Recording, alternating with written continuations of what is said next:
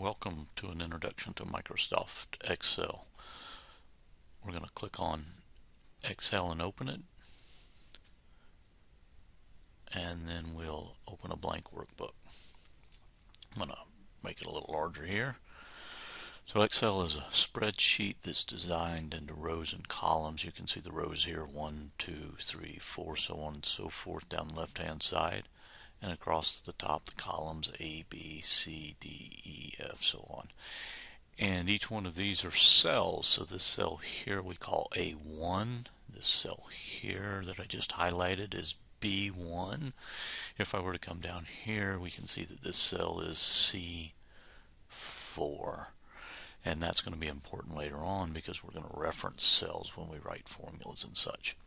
But to get started today, let's click up here in the first cell, A1, and I'm just going to start typing. So I'm going to put in name, and I can either hit enter and it'll return to A2, or I can hit tab and it will go over to B1. So I'm going to hit tab, B1, and I'm going to put date. And I'm going to hit one more. I'm going to tab over and hit number. And I'm going to hit return.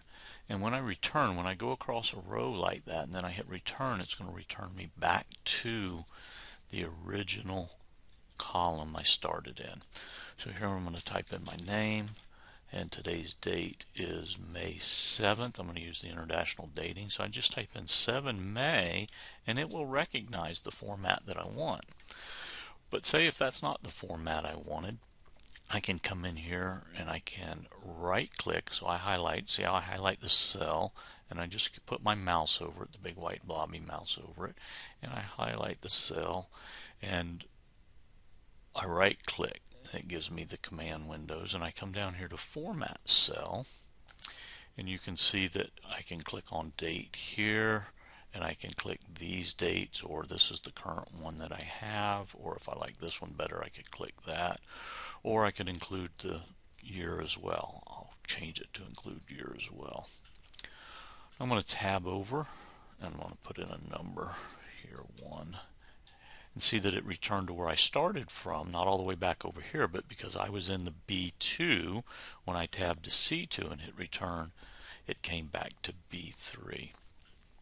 So again, the cursor, we watch the cursor, and when I double click I get the blinking light, and you see my little eye cursor there. The blinking line and the eye cursor means that I'm ready to type. Hitting enter or tab is the best way to get out of it instead of clicking, because that'll get difficult as we progress. So I'm just going to hit enter to get out of it. Notice that when I go up to the top, the cursor changes, and I can left click on that and it'll highlight the entire column. If I come over here on the left and watch, the cursor will change, and if I click on that, left click, it highlights the whole column, and maybe I want the headings to be bold, so I can just bold and it does the entire column for me. Now I'm going to click here in C2 and hit enter, and I'm going to type a 2 and hit enter. This is a really cool thing about Excel, and you always got to watch what your cursor's doing. So I'm going to click and left click and hold and drag right in the center. See, I still have my white cursor. Then I let go and I have 2 of them highlighted. See the green around the outside showing that I have 2 cells highlighted. I'm going to come over here to the right hand corner and I get that black one. See, it went from a white, big fat white cursor to the little black crosshairs.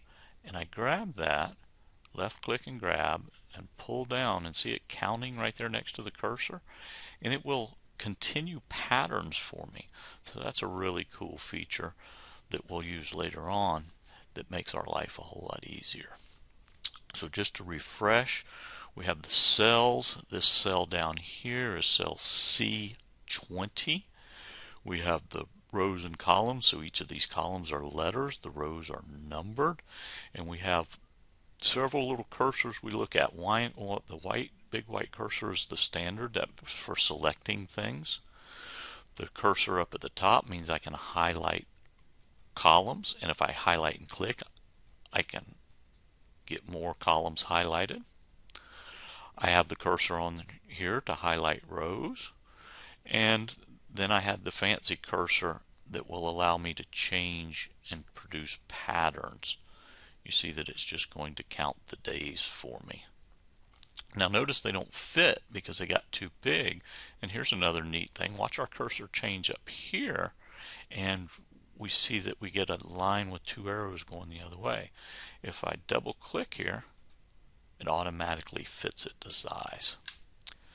That's a whole lot to get started, so we'll stop there.